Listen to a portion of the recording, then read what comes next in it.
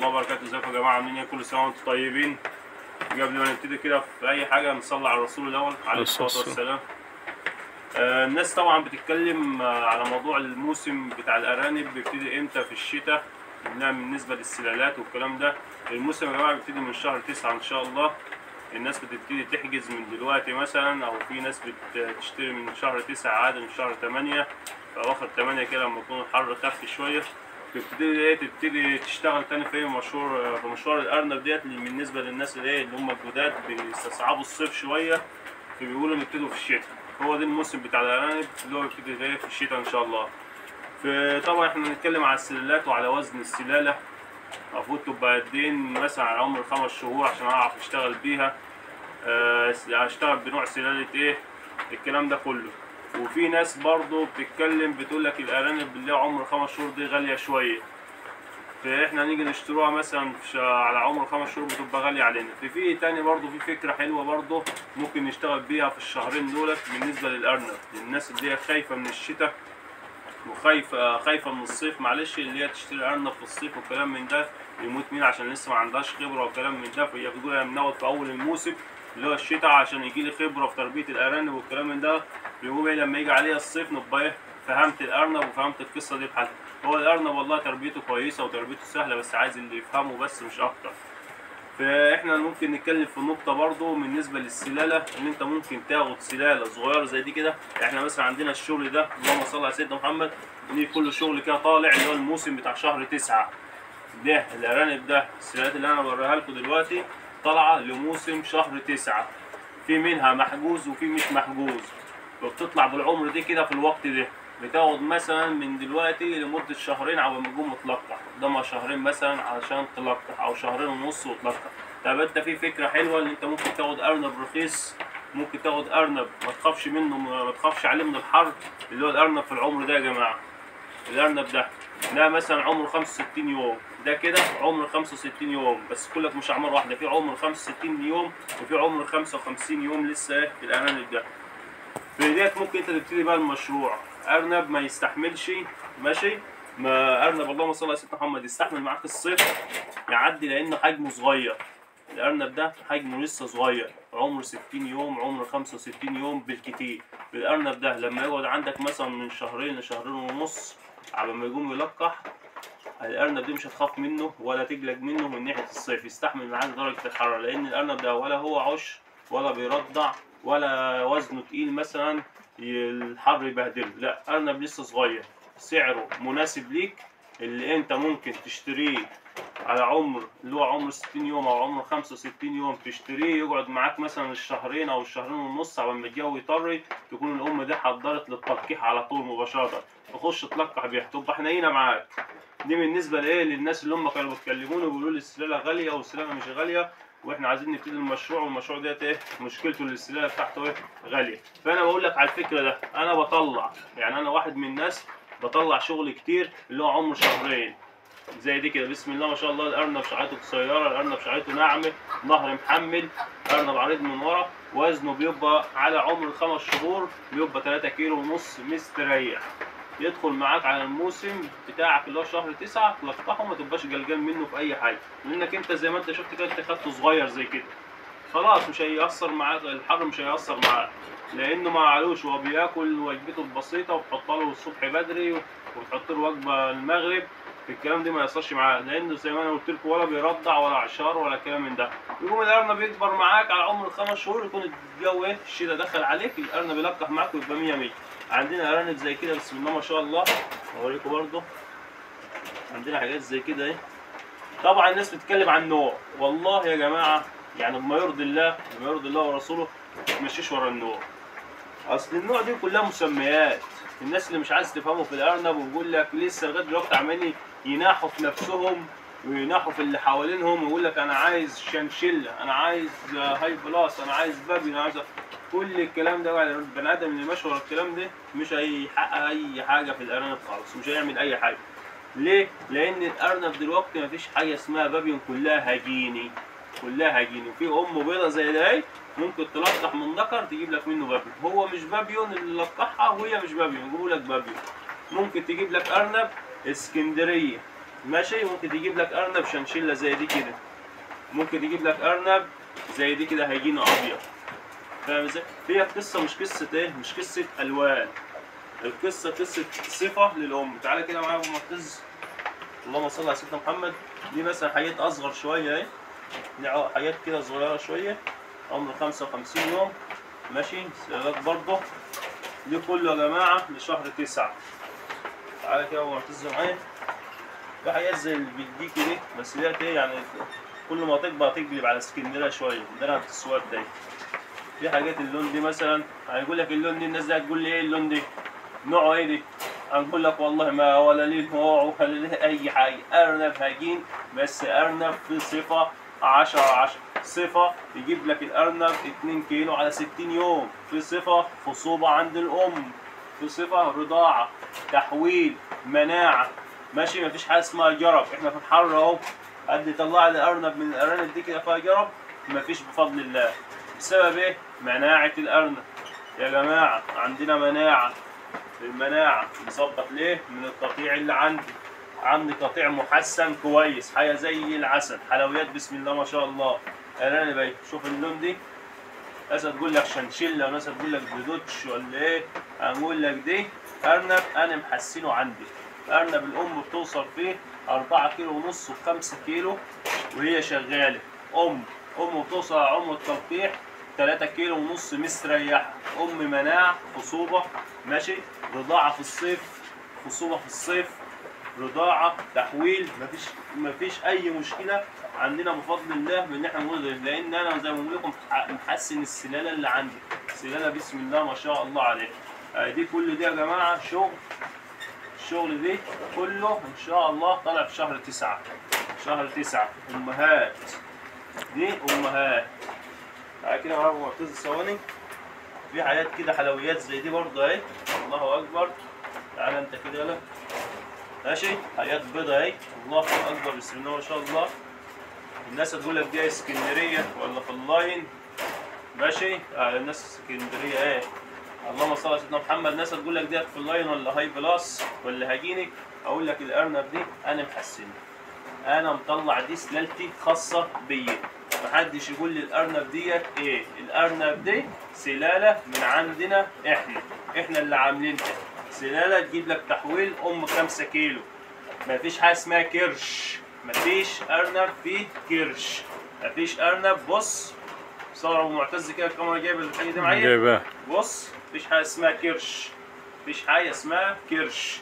عضلات، لحم فقط اهو. اي ارنب امسكهولك. الارنب دي متعشيه.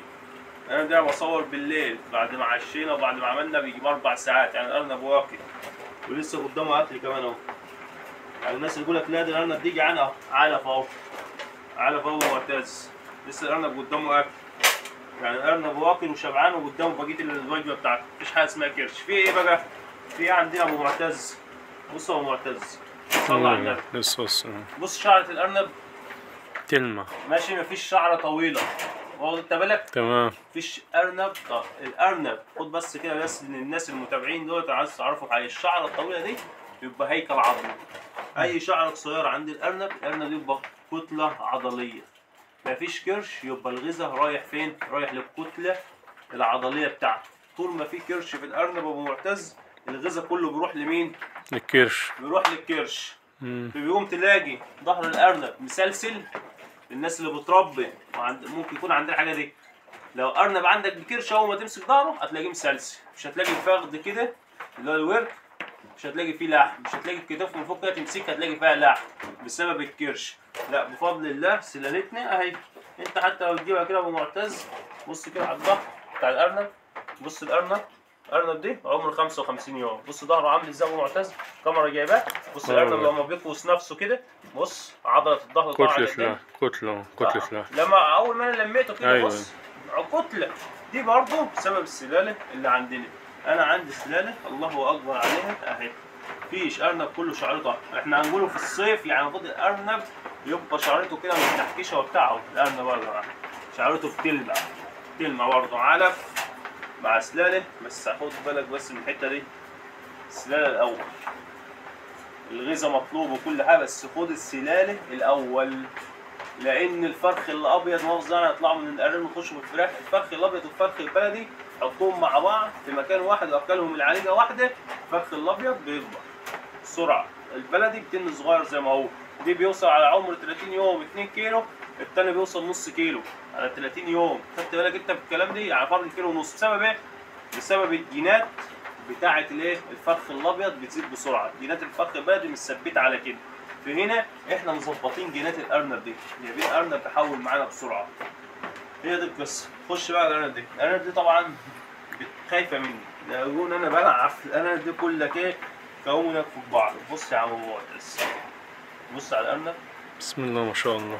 ماشي. دي فرصة برضه لأبو أسيل لأن الموسم هيبدأ غالي السنة دي عشان موجة الحر اللي حصلت ديت. بتطلع للناس المتابعين بتاعتنا. دي 60 يوم. فرصة كويسة والله. والناس اللي بتتعامل معانا والناس على فكرة أنا ما بصورش حد بياخد من عند سلالة. عايزين نصور والله أصور له. بس أنا عمري في حياتي ماشي، وانا بتمنى من الناس اللي خدوا مني السنه يطلعوا يقولوا كده. انا عمري ما طلبت من واحد ان انا اصور معاه. تعالى مثلا انت بتاخد معانا سنه تعالى صور واشكر لي في الحاجه دي والكلام ده. عمري ما طلبت من حد يصور. ناس ياما بتاخد شغل، يوم خدوا مني مره واثنين وثلاثه، ياخدوا القطيع من عندي يولد عندهم ويطلعوا لحم بسم الله ما شاء الله، ويروحوا يبيعوه ويجوا ياخدوا سلاله مجهزه على الشغل على طول. يقول لك ليه؟ لان انا عندي لسه تستنى 5 شهور. لا، انا ابيع اللحم واجي اخد حاجه ايه مجهزه على طول. دي بالنسبه للناس اللي عايزه تزود. بالنسبه بقى للناس اللي خايفه من الحر زي ما احنا قلنا، ياخد حاجه زي كده. هتشتغل معاك من غير خليه تبريد، هتشتغل من غير معاك من غير بتاع خليه التبريد والكلام ده. ممكن ايه الشبابيك تتفتح وتهوي مكانك وبتاع، تقعد معاك الشهرين والشهرين ونص، تجيب لك ال3 كيلو ونص تلقحها على عمر 5 شهور مثلا. اهي حته زي دي كده على عمر ال4 شهور ونص. كمان لو جيت وزنها 3 كيلو ونص ممكن تلقحها. على عمر ال5 شهور بتجيب 3 كيلو ونص برضه تلقحها. بس هي قصه في كده. اهي بسم الله ما شاء الله. حته دي شنشله ولا ما تعرفش دوتش ولا ايه نوعها، هي حته بسم الله ما شاء الله. ارنب اهو ماشي عضلات بسم الله ما شاء الله. كتل. تعالى يا عم انت، تعالى يا عم. حلويات، خليتني قلت حلويات. حلويات دي انا ما بنحبهاش عشان في واحد دوشنا بكلمه. بص يا جماعه، حلويات حلويات يا عم. حلويات ايه وبتاع؟ ارنب 3 كيلو الا ربع وبتقول عليه حلويات. 3 كيلو الا ربع، 3 كيلو الا ربع 5 شهور 10 الحلويات دي 3 كيلو الا ربع. لا بيعدموا الامهات دي بدري بيلقحها. بيعدمها بدري. بتتعدم بدري ليه؟ ما ملقحها. ملقحها 3 كيلو الا ربع يعني. عمرها في حياتها لا ما تجيب في ال5 شهور. انت عارف ال 3 كيلو الا ربع دي عمرها ما تكون 5 شهور. لا ولو 5 شهور ابو معتز مش هتنفع. ولو 5 شهور دي تبقى سلاله. لا في سلاله تجيب في 5 شهور يا باشا. اقل حاجه 3 كيلو ونص. احنا بنقوله يعني عشان ايه الدنيا تمشي مع الناس. اقل حاجه 3 كيلو ونص. 3 كيلو ونص. اقل حاجه 3 كيلو ونص ومشيها. وان شاء الله اللي ياخد حاجه من عندنا لو ما لقاش الاوزان ديت يا باشا يجي يقول لك انتوا ناس كدابه ويمشي. بس ما كانش ياخد الاوزان دي. بيقول لك حلويات 2 كيلو الا ربع 3 كيلو الا ربع حلويات. لا احنا بقى مش حلويات، احنا بفضل الله هو دي اللي موجود عندنا. حاجات بسم الله ما شاء الله. ارنب مركزين يا جماعه، مركزين على الكتله العضليه. رقم واحد عندنا مركزين على الكتله العضليه. الارنب يبقى مفطوم من عندهم وتمسكه تلاقي ليه ظهر وظهر. ما كل الارنب لها ظهر يا عم، بس دي ظهر مختلف مش هتلاقيها بفضل الله عند اي حد غير عندنا احنا هنا في مزرعتنا. ظهر ممنوع. اما حد بيجي يشيل منك لحم بيريحك لان التاجر اول حاجه بيمسكها الظهر. الارنب كيلو ونص وظهره مظبوط بيشيله. بيشيله. هو بياخده ليه؟ هو الزبون لما بيروح للارنب البيت يذبحه مثلا، يروح يشتريه من عند بتاع الفراخ ويذبحه، اول حاجه اللي بتلفت نظر الزبون الظهر. لا الظهر والفخدتين. هو اللي فيه كتله اللحم. الظهر والفخدتين. الفخدتين بتوع الارنب والظهر لقى فيهم لحم خلاص خلص القصه على كده. بس هي دي المعلومه اللي احنا حابين نوصلها لكم. دي عندنا سلالات طبعا، عندنا سلالات تانية ماشي كفايه علينا كده تصوير. عندنا في الخطوط التانية برضه سلالات، لان السلالات دي يا جماعه كمان 3 4 ايام بالكتير ان شاء الله هنسكنوهم في كل واحد في عين لوحده ماشي، عشان يدخل مكانهم دفعه تانية كده صغيره برضه تطلع كده عمر الشهرين تسكن برضه بايه في عيون لوحدها. دي برضه حبيت كده ابو معتز نوري للناس الشغل اللي عندنا. حبيت ندي الفكره بس للناس اللي هي بتتكلم السلاله غاليه والكلام ده، لا ممكن. اللهم صل على سيدنا محمد. احنا والله بنصور لكم بهدوم الشغل يا جماعه واحنا شغالين، مش لابسين بقى كرافتات ولا بدل ولا حاجات من ديت عشان ايه نرسموا لكم الدور ونقول لكم احنا ماشي ناس في العالي. لا احنا ناس مية مية وعلى قدينا خلاص، ونبيع سلال لاي حد عايز سلاله، وما بنتنططش على حد. اللي عايز اي حاجه يجي ياخدها، المكان مكانكم، والناس اللي عايز تاخد اي حاجه تيجي تاخدها وما فيش اي مشكله خالص والله في الفلوس، وربنا لا اعلم. يعني دي الشغل بتاعنا ابو معتز اللي احنا صورناه النهارده في السلالات الصغيره. عندنا السلالات الكبيره ماشي. هوري لكم برضه حته كده، مش عايزين نطول برضه الفيديو على الناس. كام دقيقه كده يا ابو معتز؟ ربع ساعة. ها؟